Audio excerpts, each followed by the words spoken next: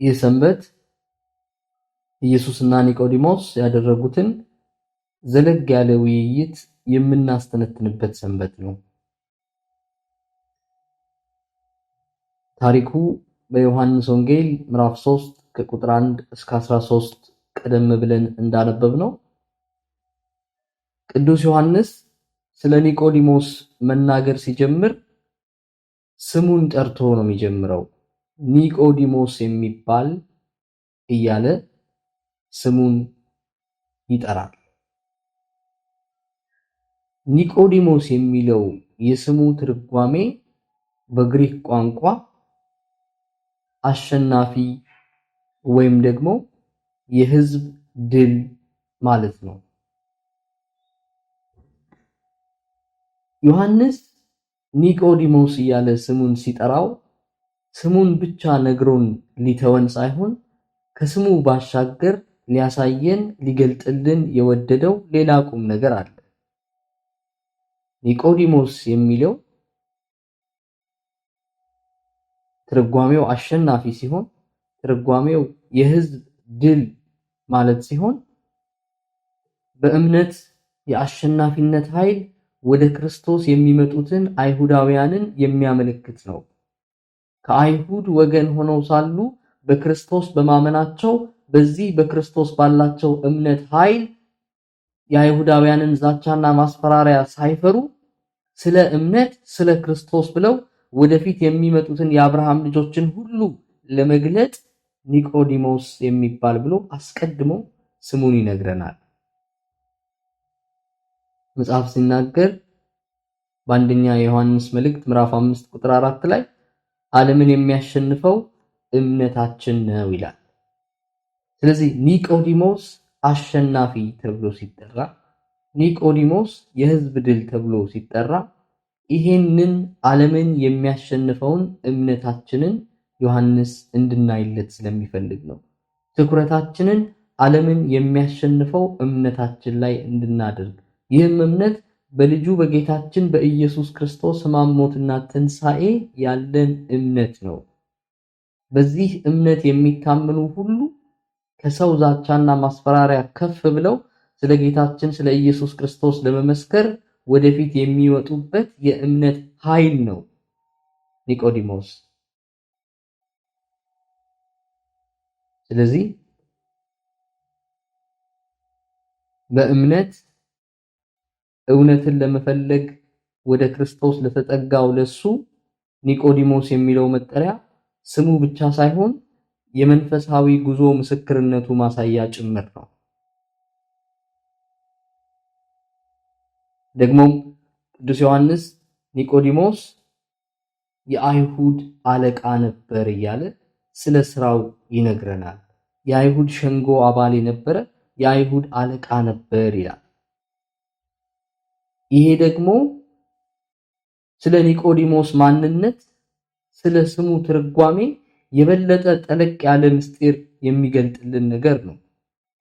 ምክንያቱም የአይሁድ አለቃ ሳለ በእውነትና በእምነት ለራሱ ብቻ ሳይሆን ለአይሁድ ሁሉ እውነትን ያውቁ ዘንድ ራሱን አሸንፏልና ኒቆዲሞስ መባሉ አሸናፊ መባሉ ተገቢ ነው። ስለ ራሱ ብቻ ሳይሆን ሕዝቡ ሁሉ እውነትን ወደ ማወቅ እንዲመጡ፣ አይሁድ ሁሉ እውነትን ወደ ማወቅ እንዲመጡ ለራሱ ብቻ ሳይሆን ለሕዝቡ ሁሉ በክርስቶስ አዲስ ሕይወት እንዲሆን፣ በክርስቶስ አዲስ እምነት እንዲያገኙ እሱ አስቀድሞ ወደፊት መጥቷል። እሱ አስቀድሞ ራሱን አሸንፏልና ኒቆዲሞስ ተብሎ መጠራቱ ተገቢ ነው። ነገር ግን የኒቆዲሞስን አሸናፊነት በሚመለከት ዮሐንስ ሌላ ፍንጭ ሲሰጠን ኢየሱስና ኒቆዲሞስ የተገናኙበትን ሰዓት የሚመለከት ንግግር ይናገራል። ቅዱስ ዮሐንስ ኢየሱስና ኒቆዲሞስ የተገናኙበትን ሰዓት በሚመለከት ሲናገር በሌሊት ወደ ኢየሱስ መጣ ይላል። በቁጥር 1 ላይ በሌሊት ወደ ኢየሱስ መጣ ይላል። ቅዱስ ዮሐንስ በወንጌሉና በመልእክቶቹ ውስጥ ስለ ጊዜ ሲናገር ቀን እየቆጠረ ጊዜ እየሰፈረ ሲናገር በውስጡ ሊነግረን የፈለገው ቁም ነገር ሊገልጥልን የወደደው ምስጢር መኖሩን ልብ ማለት ያስፈልጋል። እዚህ ላይ ዮሐንስ የጠቀሰው ጊዜ በግርድፉ ሌሊት የሚል ነው። ይሄ ግልጽ ያልሆነ የጊዜ አገላለጽ የትኛው ጋር እንደሆነ ስንት ሰዓት እንደሆነ እንቅጩን የማይታወቅ ያለየለት እንዲያው በደፈናው ሌሊት ተብሎ የሚጠራው የጊዜ አገላለጽ ኒቆዲሞስ ወደ ኢየሱስ የመጣበትን ስነ ልቦና ያመለክታል። ኒቆዲሞስ ወደ ኢየሱስ የቀረበበትን ማንነት ያመለክታል። በድብቅ በጥርጣሬ ሰው አየኝ አላየኝ በሚል ከፊል ነፃነት መምጣቱን ያመለክታል። ሌሊት ነው ሲል ወይ አልነጋም ወይ ምሽትም አይደለም። ወደ ንጋት የሚሄድ ከምሽት ፈቀቅ ያለ በምሽትና በንጋት መካከል ያለ መንፈሳዊነት ያለየለት ጥቁርና ነጭ የያዘ የተቀላቀለ ወደ አንድ ወገን ያልሆነ መንፈሳዊነት በእንደዚህ አይነት ማንነት ውስጥ በእንደዚህ አይነት የህይወት ሙግት ውስጥ የነበረው ኒቆዲሞስ ወደ ኢየሱስ የመጣበት መምጣት ወደ ኢየሱስ የቀረበበት ማንነት ወደ ኢየሱስ የመጣበት ስነ ልቦና ይህንን የሚመስል ሙግት ያለው ነው። ስለዚህ ዮሐንስ እንዲህ አይነቱን መንፈሳዊ ሙግት በራሳችን ህይወት ጭምር እንድናይ በሚስጥር ሲናገረን በሌሊት ወደሱ መጣ እያለ እንቅጩን ያለየለት ነገር እንዲያው በግድፉ ይነግረናል። መጽሐፍ ስለ ኒቆዲሞስ ሁኔታ ሲናገር ወይም ደግሞ በኒቆዲሞስ አይነት ማንነት ከክርስቶስ ጋር ለመገናኘት ስለሚፈልጉ ሰዎች ሲናገር በዮሐንስ ወንጌል ምዕራፍ 12 ቁጥር 42 ላይ ከአለቆች ደግሞ ብዙዎች በሱ አመኑ፣ ነገር ግን ከምኩራብ እንዳያስወጧቸው በፈሪሳውያን ምክንያት አልመሰከሩለትም ይላል። ከአለቆች ብዙዎች በሱ አመኑ፣ በክርስቶስ ማለቱ ነው።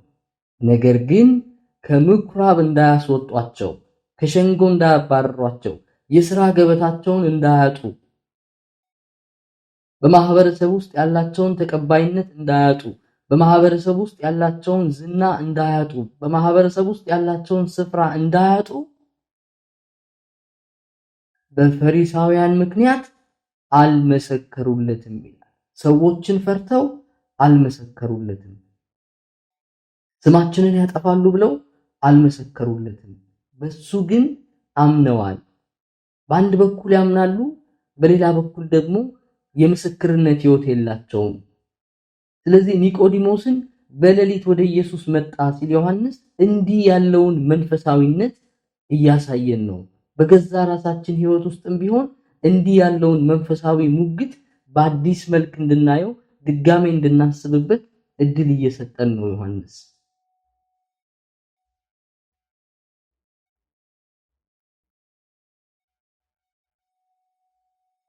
ነገር ግን እንዲህ ብቻ ብሎ አያቆምም።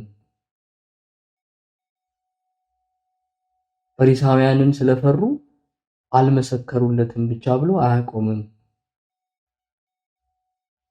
ዮሐንስ በወንጌሉ በምዕራፍ 12 ቁጥር 43 ላይ ለምን እንዳልመሰከሩለት ሲናገር ያልመሰከሩለት ፈሪሳውያንን ፈርተው ብቻ ሳይሆን ከእግዚአብሔር ክብር ይልቅ የሰውን ክብር ወደዋል ይላል። ከእግዚአብሔር ክብር ይልቅ የሰውን ክብር ወደዋል ይላል። ክርስትናቸውን የሚለኩት እግዚአብሔር ስለነሱ በልጁ በጌታችን በኢየሱስ ክርስቶስ በሚያውቀው ዕውቀት ሳይሆን ክርስትናቸውን የሚለኩት በዙሪያቸው ሰው ባሉት ሰዎች ሙገሳ ነበር። ክርስትናቸውን የሚለኩት በዙሪያቸው ባሉ ሰዎች ጭብጨባ ነበረ። ስለዚህ በዙሪያቸው ያሉ ሰዎች ማጨብጨብ እንዳያቆሙ በዙሪያቸው ካሉ ሰዎች ሐሳብ ጋር ሁሉ እየተስማሙ ከክርስቶስ ሕይወት በክርስቶስ ስለሆነላቸው ነገርም ከመመስከር ወደ ኋላ ያፈገፍጋሉ።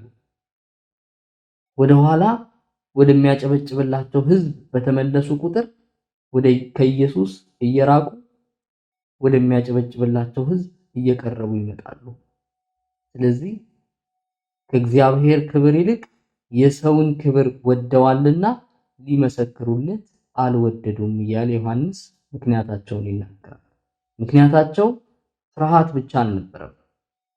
ፍርሃት ብቻ ቢሆን ኖሮ አንደርስታንድ መደረግ ይችል ነበረ። ሰውኛ ነው፣ ያስፈራል፣ ለሞት አሳልፈው ሊሰጧቸው ይችላሉ። ስለዚህ እምነታቸው እስከሚጠነክር ድረስ ምናልባት ዝም ብለው በሚስጥር ቢከተሉት ልንረዳው እንችላለን። ነገር ግን ከፍርሃታቸው በስተጀርባ የጭብጨባ ፍላጎት አለ። ከፍርሃታቸው በስተጀርባ ሰዎችን ደስ የማሰኘት ፍላጎት አለ። ከፍርሃታቸው በስተጀርባ ክርስትናቸውን እግዚአብሔር በልጁ በጌታችን በኢየሱስ ክርስቶስ በኩል በእነሱ ስላደረገላቸው ነገር ሳይሆን ክርስትናቸውን የሚለኩት በዙሪያቸው ያሉ ሰዎች ስለነሱ ባላቸው ግንዛቤ፣ በዙሪያቸው ያሉ ሰዎች ስለነሱ ባላቸው አመለካከት፣ በዙሪያቸው ያሉ ሰዎች ስለሚሰጧቸው አድናቆት፣ ስለሚሰጧቸው ጭብጨባ ነበር ግድ የሚላቸው። ስለዚህ የጌታን ግርፋት ሳይሆን የጭብጨባቸውን ብዛት የሚቆጥሩ ስለነበሩ አልመሰከሩለትም ይላል ዮሐንስ።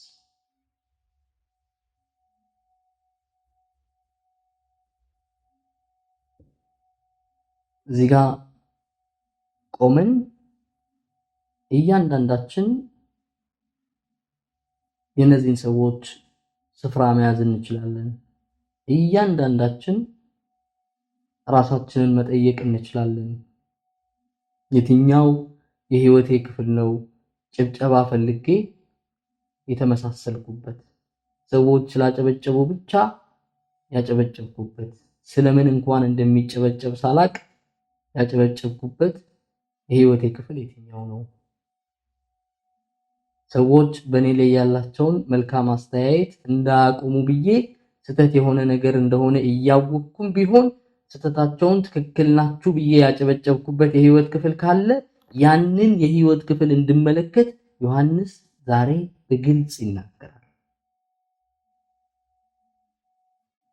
የሰው አፈርተን ግብ ሲሰራ ጸጥ ያልንበት፣ የሰው አፈርተን ደሃ ሲበደል ፍርድ ሲጓደል ጸጥ ያልንበት፣ የክርስቶስ ሆነን በሁለት መልክ የተመላለስንበት የህይወት ክፍል ይኖር ይሆን? እንዲህ አይነቱን መንፈሳዊ ሙግት፣ እንዲህ አይነቱን በውስጣችን ያለ ውጊያ እንድንፈትሽ እንድንመለከት ኒቆዲሞስ ማንነቱን ያሳየናል። ኒቆዲሞስ ልቡን ይከፍትልናል። ኒቆዲሞስ የሱን ማንነትና የሱን ልብ መክፈቱ እኛም እንደሱ በጌታ ፊት በውስጣችን ያለውን መንፈሳዊ ሙግት ይዘን እንድንቀርብ፣ በጌታ ፊት በውስጣችን ያለውን መንፈሳዊ ውጊያ ይዘን እንድንቀርብ ይጋብዘናል፣ እድል ይሰጠናል። ምክንያቱም ጳውሎስ ለሮም ሰዎች ሲጽፍላቸው በምዕራፍ 13 ቁጥር 12 ላይ እንደተናገረው ሌሊቱ አልፏል፣ ቀኑም ቀርቧል። እንግዲህ የጨለማን ሥራ አውጥተን የብርሃንን ጋሻ ጦር እንልበስ። ከብርሃን ጋር ወይም ደግሞ ከጨለማ ጋር፣ ከኢየሱስ ጋር ወይም ደግሞ ከአይሁድ አለቆች ጋር፣ ከጅራፉ ጋር ወይም ደግሞ ከጭብጨባችን ጋር። ነገር ግን ዮሐንስ ኒቆዲሞስ ከጌታ ጋር የሚያደርገውን ውይይት እየቀጠለ ኒቆዲሞስ የሚያቀርበውን ንግግር በድጋሜ አንስቶ ሚስጥሩን የበለጠ እያብራራልን የበለጠ እየገለጠልን ይጓዛል። ኒቆዲሞስ ወደ ጌታ ከመጣ በኋላ ጌታን መምህር ሆነ ከእግዚአብሔር ዘንድ እንደመጣ እናውቃለን ይለዋል። ኒቆዲሞስ የጌታን ትምህርት አዳምጦ ተአምራቱን ተመልክቶ እግዚአብሔር በእርግጥም ከኢየሱስ ጋር እንደሆነ በዓይኖቹ አይቶ አምኗል። ነገር ግን ይሄ ብቻውን በቂ አይደለም። በእንደዚህ አይነት ሁኔታ በክርስቶስ ማመን ብቻውን አንካሳ ነው። ምክንያቱም መምህር መሆኑን ድንቅና ተአምራት የሚያደርግ መሆኑን አመን እንጂ ኢየሱስ አምላክ መሆኑን ኢየሱስ ፈጣሪና ጌታ መሆኑን አልመሰከረም ነበረ። ሰው በልቡ አምኖ በአፉ ቢመሰክር ይድናል ተብሎ እንደተጻፈ ኒቆዲሞስ በልቡ እግዚአብሔር በእርግጥ ከኢየሱስ ጋር እንዳለ አውቋል። በልቡ ኢየሱስ በእግዚአብሔር ማንነት ውስጥ ኢየሱስ በእግዚአብሔር ኃይል ኢየሱስ በእግዚአብሔር ምሕረት እንደሚመላለስ ተመልክቷል። ሲፈውስ አይቶታል። ሲያድን አይቶታል። ሽባዎችን ሲያስነሳ አይቶታል። ኃጢአትን ይቅር ሲል አይቶታል። ነገር ግን አልመሰከረለትም ነበረ። ስለዚህ መምህርና ድንቅ የሚያደርግ መምህርና ተአምራት የሚያደርግ ብቻ አድርጎ ኢየሱስን መመልከት ወይም ደግሞ እንደዛ አይነት ኢየሱስ ብቻ ፈልጎ መከተል አንካሳ ክርስትና ነው፣ በቂ አይደለም። የኒቆዲሞስ ምስክርነት የዘመናችንን ክርስትና ልምሻነት ያሳብቅብናል። ቃሉን ሰምተን ድንቁንና ተአምራቱን አይተን ኢየሱስን አውቀናል እንላለን። ጌትነቱ ግን በህይወታችን ካልተገለጠ የምንሰማውና በተአምራቱ እልል የምንልለት ነገር ግን እንደ ጌትነቱ መጠን የማንገዛለት ኢየሱስ ሲኖረን ይህ ኒቆዲሞሳዊነት ነው።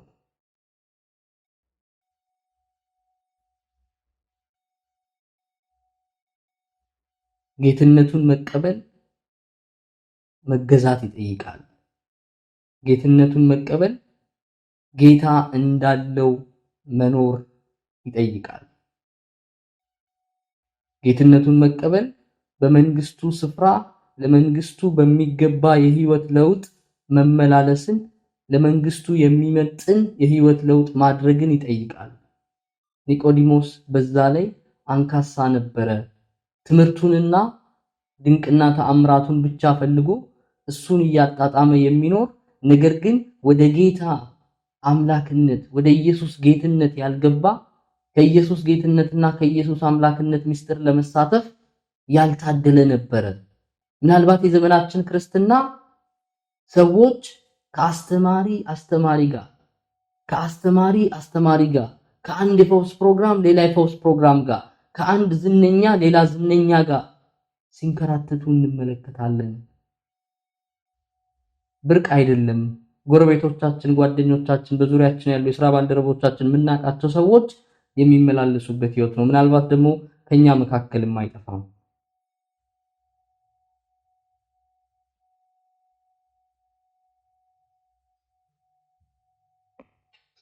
ነገር ግን በውጭ ብቻ ኢየሱስ የሚያደርገውንና ኢየሱስ የሚናገረውን ነገር እየሰሙ ጌትነቱን የሚመጥን ህይወት የመኖር ጥያቄ ሲመጣ ገሸሽ ማለት፣ ጌትነቱን የሚመጥን የህይወት ለውጥ ጥያቄ ማድረግ ሲመጣ ማነከስ።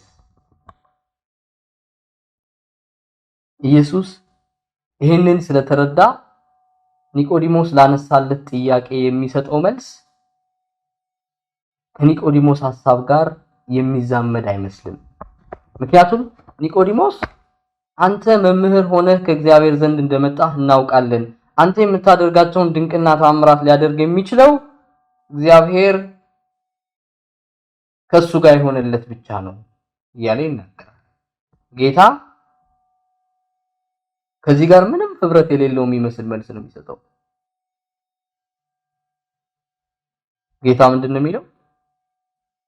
እውነት እውነት እልሃለሁ ሰው ዳግመኛ ካልተወለደ በቀር የእግዚአብሔርን መንግሥት ሊያይ አይችልም። ኒቆዲሞስ አንተ እውነተኛ መምህርና ከእግዚአብሔር ዘንድ የመጣ ድንቅና ተአምራትንም የምታደርግ መሆንህን እናውቃለን ይላል። ጌታ ከሱ ጋር የሚገናኝ ምንም መልስ ሳይሰጥ እውነት እውነት እልሃለሁ ሰው ዳግመኛ ካልተወለደ በስተቀር የእግዚአብሔርን መንግሥት ሊያይ አይችልም እያለ እይታውን ከምድራዊ ነገሮች ወደ ሰማያዊ ነገሮች ከፍ እንዲያደርግ ኒቆዲሞስን ይጋብዘዋል። ድንቅና ተአምራት ላይ ከመተከል ይልቅ በእግዚአብሔር መንግሥት ሐሳብ መጠመድ ረብ ያለው ነገር፣ ቁም ነገር ያለው ነገር፣ ጠብ የሚል ነገር መሆኑን ያሳየዋል። ኒቆዲሞስ ከተአምራቱ ፈቀቅ እንዲል ከኢየሱስ ጋር ፍጹም ህብረት እንዲያደርግ ይጋብዘዋል። ተአምራትን ፍለጋ ከስፍራ ስፍራ ከመምህር ወደ መምህር ከመንገላታት ከአንዱ እውነተኛ መምህር ጋር ህብረት ያደርግ ዘንድ ይጠራዋል።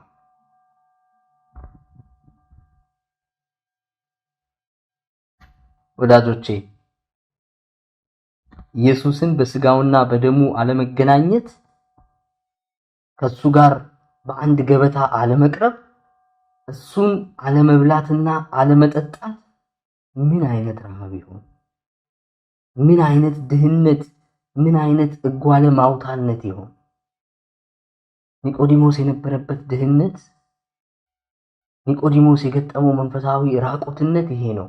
ጌታ ከዚህ መንፈሳዊ ራቁትነት በድንቅና በተአምራት የነፍስን ጥማት ለማርካት ከሚደረግ ሩጫ ከፍ እንዲል ግንኙነቱን ከጌታ ጋር እንዲያደርግ ጌታን በስጋውና በደሙ እንዲያውቀው ጌታ በማንነቱ ሙሉ በሙሉ በኒቆዲሞስ ውስጥ እንዲኖር ኒቆዲሞስ ከክርስቶስ የተነሳ ሕያው ሆኖ በክርስቶስ ማንነት እንዲመላለስ ይጋብዘዋል።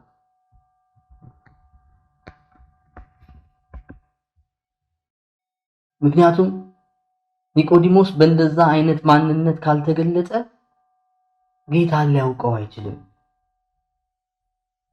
ሐዋርያው ቅዱስ ጳውሎስ በአንደኛ ቆሮንቶስ መልእክቱ ምዕራፍ 2 ቁጥር 14 ላይ ሲናገር ለፍጥረታዊው ሰው የእግዚአብሔር መንፈስ ነገር ሞኝነት ነውና አይቀበለውም፣ በመንፈስ የሚመረመር ስለሆነ ሊያውቀው አይችልም ይላል። ስለዚህ የመንፈስን ነገር ለማወቅ ከመንፈስ መወለድ ያስፈልጋል። ለዚህ ነው ኢየሱስ ኒቆዲሞስን ወደዚህ ምስጢር ከፍ እንዲል የሚጋብዘው። ለዚህ ነው ኢየሱስ ኒቆዲሞስን ሰው ዳግመኛ ካልተወለደ በስተቀር የእግዚአብሔርን መንግሥት ሊያይ አይችልም ይለዋል። የእግዚአብሔር መንግሥት በድንቅና በተአምራት በፈውስና በመልካም ትምህርት የሚያዝ ነገር አይደለም። የእግዚአብሔር መንግሥት በልጁ በጌታችን በኢየሱስ ክርስቶስ ሕማም ሞትና ትንሣኤ ውስጥ ባለ ሱታፌ አሁን የምትኖረው ነገር ነው። ስለዚህ ወደዛ ከፍ ማለት አለብህ። ይሄ ግን የሚታየው ይሄ መንፈሳዊ ቁም ነገር ግን የሚታየው በስጋ ሳይሆን በመንፈስ አይኖች ስለሆነ ከመንፈስ መወለድ አለብህ እያለ ኒቆዲሞስን ከፍ ወዳለ ሐሳብ ሲጋብዘው እንመለከታለን። ነገር ግን ኒቆዲሞስ ወደዚህ ምስጢር ለመግባት ግር እንዳለው ማየት እንችላለን። ምክንያቱም ኒቆዲሞስ ድጋሜ ይጠይቃል።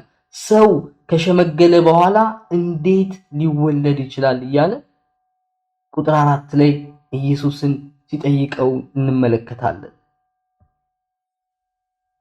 ሰው ከሸመገለ በኋላ እንዴት ሊወለድ ይችላል? ኒቆዲሞስ መንፈሳዊውን ነገር የሚረዳበት ምስጢሩን የሚገልጥበት በጸጋ የሚሆን መንፈሳዊ እይታ አልነበረውም። ስለዚህ የጌታን ነገር ለመረዳት እንደተቸገረ ከጥያቄው ማስተዋል እንችላለን። ኒቆዲሞስና ጌታ የሚነጋገሩበት መካከል መግባባት አልነበረም። ምክንያቱም ጌታ በመንፈስ አይኖች የሚመረመር ምስጢር ይነግረዋል። ኒቆዲሞስ ስለ ሽምግልናው በስጋ አይኖች ስለሚታየው ስለ ውጫዊው ነገር ይናገራል።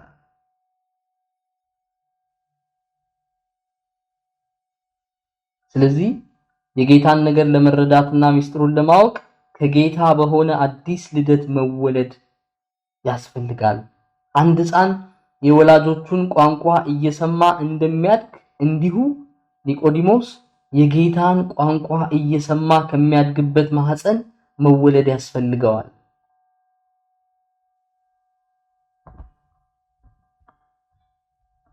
ጌታን እንድናውቀው ብቻ ሳይሆን ከሱ ጋር ህብረት እንድናደርግ አዲስ ልደት ያስፈልገናል። ሐዋርያው ቅዱስ ጳውሎስ ይህንን በሚመለከት ለወጣቱ ለቲቶ ሲመሰክርለት እንደ ምሕረቱ መጠን ለአዲስ ልደት በሚሆነው መታጠብና በመንፈስ ቅዱስ መታደስ አዳነን እያለ በቲቶ ምዕራፍ 3 ቁጥር 3 ላይ ይናገራል። ስለዚህ ጌታን የምናይበት አዲስ አይን ያስፈልገናል። ጌታን የምንሰማበት አዲስ ጆሮ ያስፈልገናል። ከጌታ ጋር የምንግባባበት አዲስ ቋንቋ፣ አዲስ ልሳን ያስፈልገናል። ለዚህ ነው በሚስጥረ ጥምቀት ሕፃናት ሲጠመቁ አስተውላችሁ ከሆነ አጥማቂው ካህን የሕፃኑን አይኖች፣ የሕፃኑን አፍ፣ የሕፃኑን ጆሮ፣ የሕፃኑን ደረት በቅዱስ ቅባት ይቀባውና አይንህ ይከፈት፣ አፍህ ይከፈት፣ ጆሮህ ይከፈት፣ ልብህ ይከፈት እያለ ይጸልያል። ጌታን የሚያይ አይን፣ ጌታን የሚያዳምጥ ጆሮ፣ የጌታን ነገር የሚያሰላስል ልብ፣ የጌታን ክብር የሚዘምር አንደበት እንዲኖረን በሚስጥረ ጥምቀት ተወልደናል። ኒቆዲሞስ ወደ እንደዛ አይነት ብርሃን፣ ወደ እንደዛ አይነት መገለጥ እንዲመጣ ነው ጌታ የሚለምነው። ጌታ የሚጋብዘው ወደዚህ ሚስጥር እንዲገባ ነው።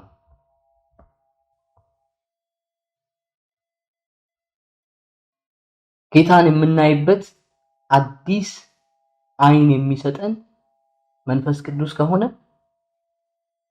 መንፈስ ቅዱስ የሚገኘው ለአዲስ ልደት በሚሆነው መታጠብ ከሆነ እንግዲህ ወደ እግዚአብሔር መንግስት የምንገባው በዚሁ በአዲስ ልደት መታጠብ በኩል ነው። ስለዚህ ጌታ ለኒቆዲሞስ ጥያቄ እርግጠኛ መልስ እየሰጠ ሰው ከውሃና ከመንፈስ ቅዱስ ዳግመኛ ካልተወለደ በስተቀር ወደ እግዚአብሔር መንግስት ሊገባ አይችልም ይላል። ኒቆዲሞስ ሰው ከሸመገለ በኋላ እንዴት ሊወለድ ይችላል ብሎ ላቀረበለት ጥያቄ ጌታ ሲመልስለት ሰው ከውሃና ከመንፈስ ቅዱስ ካልተወለደ በስተቀር ወደ እግዚአብሔር መንግስት ሊገባ አይችልም ይላል።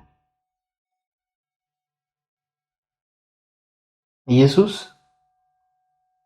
በኒቆዲሞስ የእግዚአብሔርን መንግስት ለማየት አለመቻል አልተደነቀም። ኒቆዲሞስ የእግዚአብሔርን መንግስት ማየት፣ የእግዚአብሔርን መንግስት ማስተዋል ባለመቻሉ ጌታ ብዙም አልተደነቀም። ምክንያቱም የእግዚአብሔርን መንግስት ያይ ዘንድ ለአዲስ ኪዳን በሚሆን መታጠብ ከውሃና ከመንፈስ ቅዱስ ተወልዶ አይኖቹን አልተኳለም ነበር። ስለዚህ በስጋ አይኖች ጌታን ማየት አይቻልም። በስጋ አይኖች ጌታን ማስተንተን አይቻልም። በስጋ አይኖች ጌታን ማፍቀር አይቻልም። በስጋ አይኖች የጌታን ነገር መረዳት አይቻልም።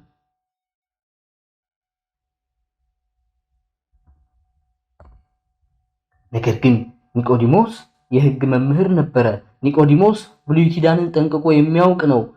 በብሉይ ኪዳን ልደት አልነበረም። በብሉይ ኪዳን መታጠብ አልነበረም። በብሉይ ኪዳን አዲስ ልደት አልነበረም። በእርግጥ ባለፈው ስርዓት በእርግጥ በብሉይ ዘመን መንፈሳዊ ልደት ነበር። ነገር ግን የተስፋ ልደት ነበር እንጂ አማናዊ ልደት አልነበረም። ጳውሎስ ስለዚህ ስለ ተስፋ ልደት ሲናገር በአንደኛ ቆሮንቶስ መልእክቱ ምዕራፍ 10 ቁጥር 12 ላይ ሁሉም ይላል ሙሴን ይተባበሩ ዘንድ በደመናና በባህር ተጠመቁ። ሁሉም ሙሴን ይተባበሩ ዘንድ በደመናና በባህር ተጠመቁ። ደመና የመንፈስ ቅዱስ ምልክት ሆኖ ባህር የውሃ ምልክት ሆኖ ተጠመቁ። ነገር ግን ከውሃና ከመንፈስ ቅዱስ የተጠመቁበት ጥምቀት የተስፋ ጥምቀት ነበር እንጂ አማናዊ ጥምቀት አልነበረም። ለዚህ ነው የዕብራውያኑ መጽሐፍ ጸሐፊ በምዕራፍ 11 ቁጥር 13 ላይ ስለዚህ ጉዳይ ሲናገር ከዚህ የተስፋ ጥምቀት እነዚህ ሁሉ አባቶቻችን የተሰጣቸውን የተስፋ ቃል አላገኙም፣ ነገር ግን ከሩቅ ሆነው አዩትና ተሳለሙት ይላል። የተሰጣቸውን የተስፋ ቃል አላገኙም፣ ነገር ግን ከሩቅ ሆነው አዩትና ተሳለሙት ይላል። ያ የተሰጣቸው የተስፋ ቃል ከሩቅ ሆነው ያዩትና የተሳለሙት ጌታችን ኢየሱስ ክርስቶስ አሁን ከኒቆዲሞስ ጋር እየተነጋገረ ኒቆዲሞስን ወደዚህ ለአባቶቹ ወደ ተሰጠው ተስፋ አሁን ግን ሥጋ ለብሶ ወደ ተገለጠው ወደ ጌታችን ወደ ኢየሱስ ክርስቶስ ማሞትና ትንሣኤ ምስጢር ከፍ እንዲል ወደ ምስጢረ ጥምቀት እንዲመጣ ይጋብዘዋል። ምክንያቱም በአዲስ ኪዳን ያለን እኛ ሁላችን በጸጋው ኃይል በአዲስ ልደት ጥምቀት ነፍሳችን የክብር ልብሷን ተቀብላለች።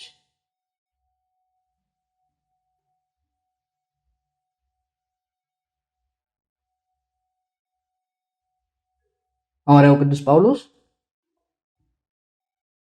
ወደ ቆሮንቶስ ሰዎች በላከው በሁለተኛው መልእክቱ በሁለተኛ ቆሮንቶስ ምዕራፍ 4 ቁጥር 16 ላይ ሲናገር ስለዚህ አንታክትም፣ ነገር ግን የውጪው ሰውነታችን ቢጠፋ እንኳን የውስጡ ሰውነታችን ዕለት ዕለት ይታደሳል ይላል። በዚህም ዕለት ዕለት ኢየሱስን እየመሰልን እናድጋለን። በስጋ ሳንወለድ በስጋ አይኖች የዚህን ዓለም ነገሮች ማየት እንደማንችለው ሁሉ በመንፈስ ሳንወለድ መንፈሳዊ ነገሮችን ማየት አንችልም። ለዚህ ነው ለአዲስ ልደት በሚሆን መታጠብ ከውሃና ከመንፈስ ቅዱስ መወለድ የሚያስፈልገን። ስለዚህ ከውሃና ከመንፈስ ቅዱስ የተወለድን እኛ ሁላችን ግን በሕማሙ በሞቱና በትንሣኤው ክፍል አለንና እሱ ሲገለጥ እንዳለ በማንነቱ እናየዋለን፣ በእሱነቱ እናየዋለን።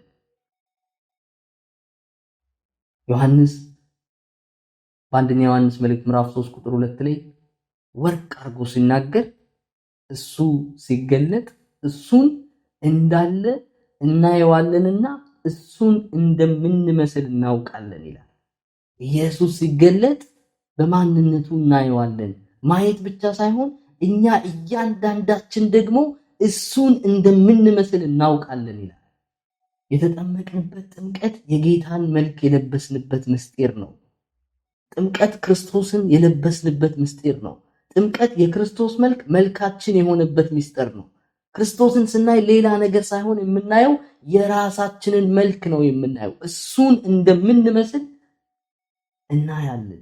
እሱን የምንመስለው ከስራችን፣ ከጽድቃችን፣ ከቅድስናችን የተነሳ ሳይሆን በምስጢረ ጥምቀት ከሕማሙ ከሞቱና ከትንሣኤው ጋር ክፍል ስላለን እሱ ራሱ ደምግባት አልባ የሆነው ደምግባቱን በእያንዳንዳችን ላይ ስላደረገ ነው። በሱ ደምግባት በእግዚአብሔር አብ ፊት መልክ ያላቸው መልከኛ የእግዚአብሔር አብ ልጆች፣ መልከኛ የጌታችን የኢየሱስ ክርስቶስ ወንድሞችና እህቶች፣ መልከኛ የተንቆጠቆጠ ያሸበረቀ የመንፈስ ቅዱስ ቤተ መቅደሶች ሆነን ተሰርተናል። ስለዚህ እሱን እንደምንመስል እናውቃለን ይላል ዮሐንስ። አብ በልጁ በጌታችን በኢየሱስ ክርስቶስ በኩል እሱን እንመስል ዘንድ በጥምቀት አዲስ አድርጎናል። ሐዋርያው ቅዱስ ጳውሎስ ይህንኑ ለኤፌሶን ሰዎች ሲያረጋግጥላቸው በምዕራፍ 1 ቁጥር 4 ላይ ዓለም ሳይፈጠር በፊቱ ቅዱሳንና ነውር የሌለን በፍቅርም እንሆን ዘንድ በክርስቶስ መረጠን ይላል። ኒቆዲሞስ ግን እንዲህ ያለውን ነገር ለመረዳት መንፈሳዊ አይኖች ስላልነበሩት ወደ መንፈሳዊ ልደት ስላልመጣ ከልደቱ ተስፋ ይልቅ ሽምግልናው ያሳስበዋል። ከውሃና ከመንፈስ ቅዱስ በሚያገኘው በአዲስ ልደት ተስፋ በደስታ ከመዝለልና ከመዘመር ይልቅ በሽምግልናው ቀንበር ታንቆ ቀና ማለት አልቻለም። ቀና ማለት ስላልቻለ ጌታን ይሄ እንዴት ይሆናል እያለ ይሞግተዋል።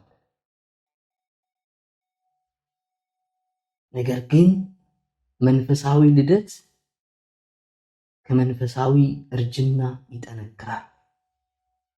ዳዊት ኃጢአቱን በመደበቁ ኃጢአቱን ዝም በማለቱ ስለደረሰበት ስለ መንፈሳዊ እርጅናው ንስሐ ያደረገ በሚዘምረው መዝሙር ሲናገር በመዝሙር 32 ቁጥር 3 ላይ ዝም ባልኩ ጊዜ አጥንቶቼ ተበላሹ ይላል። ኃጢአቱን በደበቀ ጊዜ አጥንቶቹ እንደተበላሹበት አጥንቶቹ እንዳረጁበት ይናገራል። ነገር ግን ዳዊት ያንን ብቻ ተናግሮ አያቆምም። ይልቅስ የጌታ ጸጋ የተበላሹትን አጥንቶች እንደሚያለመልም መንፈሳዊ እርጅናውን ወዲያ ጥሎ አዲስ ማንነትና ወጣትነትን እንደሚያለብሰው ተስፋውን ሲዘምር ዳዊት የራሱን ነፍስ እያጽናና በመዝሙሩ ቀጥሎ በመዝሙር 103 ቁጥር 5 ላይ ነፍሴ ሆይ ምኞትሽን ከበረከቱ የሚያጠግባት ጎልማሳነትሽን እንደ ንስር የሚያድስ እያለ ይናገራል።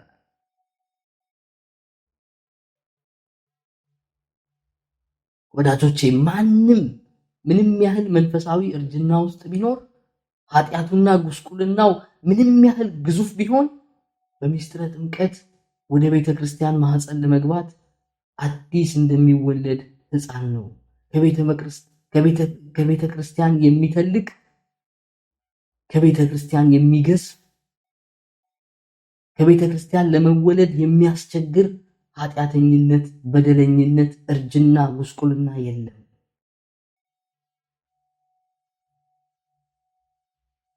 ይሄ አዲሱ ማህፀን በጥምቀት የምትወልደን የቤተ ክርስቲያን ማህፀን ነው።